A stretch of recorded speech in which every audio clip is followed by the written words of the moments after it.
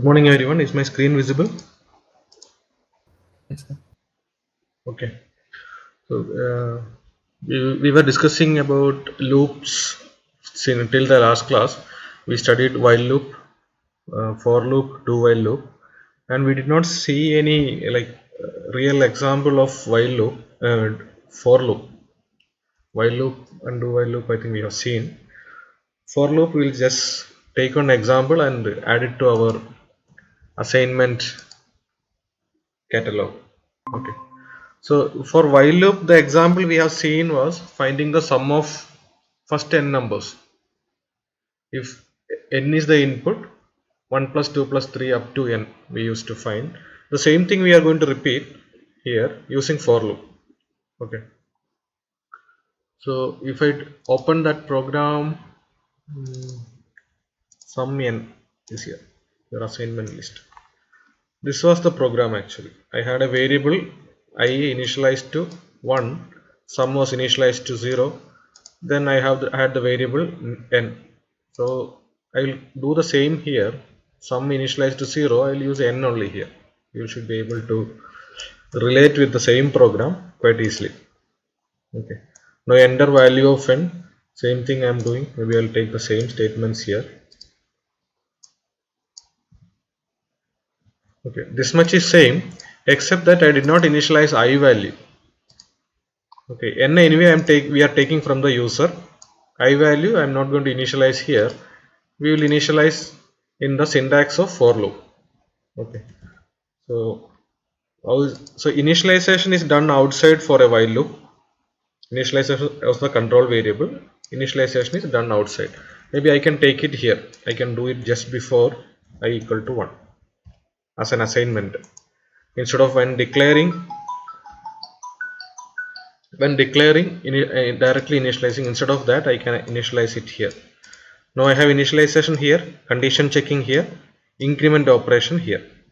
Okay, so now I'm going to switch to, maybe I'll take this as a reference here so that you can keep comparing. Okay, this I'll keep it in command mode. So I'm going in for loop, what I'm going to do is I is equal to 1, initialization happens here, condition checking also happens here, I less than or equal to n, followed by I is equal to I plus 1. I can write I plus plus also, both are equivalent. So increment also I am doing here. So here it was done before the loop. In while loop case it was done before the loop. Then within the while statement only condition relational expression is there, and increment was part of the body of the loop.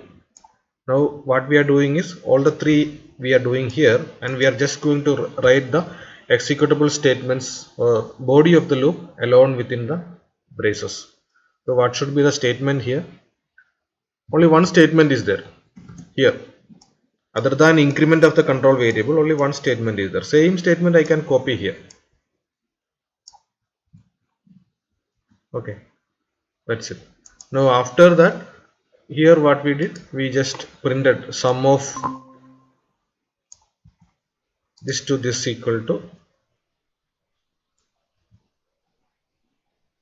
same statement. So this I have commented out, and Yes, sir. previously when I started the screen was not visible. It was, sir. Okay. So some in between something broke up, the connectivity issue probably. So we'll continue.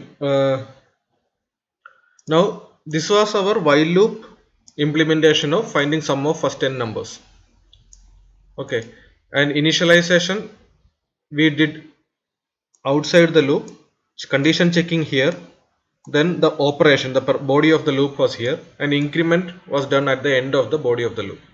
Now we are taking initialization, condition checking, and increment or decrement operation into this for loop. Otherwise the actual operation we are performing, finding the sum of first n numbers, the statement is remaining same within the body of the loop. Now if I execute this, I should get the same output. So 10, sum of first 1 to 10 is 55. Okay, so this is the equivalent for loop example for finding the sum of first n numbers. So I will remove this. and if you want to see it executing as a loop, I'll just go this is called a debug mode, debugging step by step execution, we call it as debug mode. So I'm putting it in debug mode. We get the value from the user, maybe 5 I will take this time, and once I press enter, I'm back here, F7 F7 F7 F7. So if you take the watch window, you get I is equal to 3 now, the cumulative sum is 6 now, then I is equal to 4, cumulative sum is 10, I is equal to 5, cumulative sum is 15. Now 5 less than or equal to now increment is going to happen. So when we are back here, every time the loop is back here, what is going to happen is first increment happens, then condition check happens. Okay, after sum is equal to sum plus I, this will be happening. So I will be incremented, then again condition is checked. So 6 I became 6, and the condition checking also happens simultaneously immediately after that, and we are out of the loop.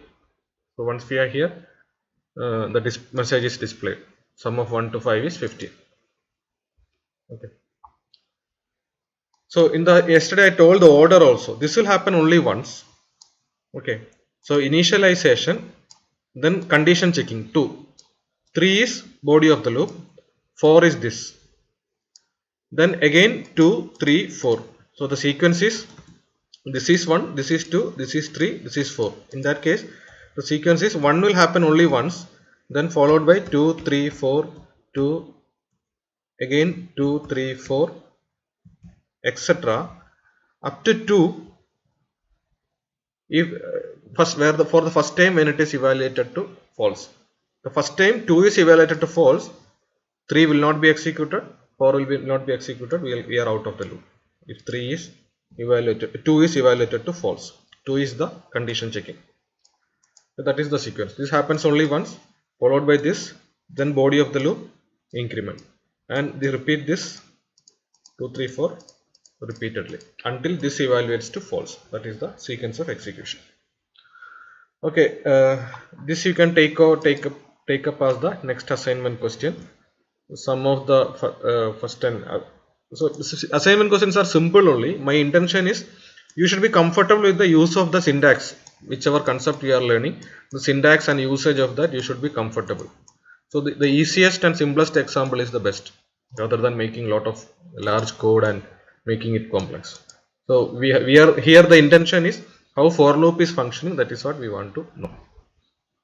Okay, so this you can take as your next assignment question.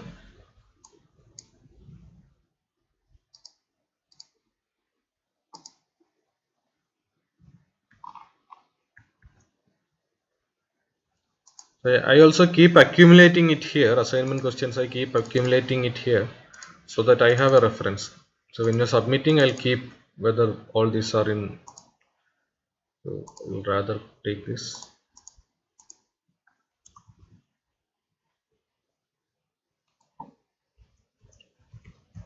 If you have any question, feel free to ask me at any point of time.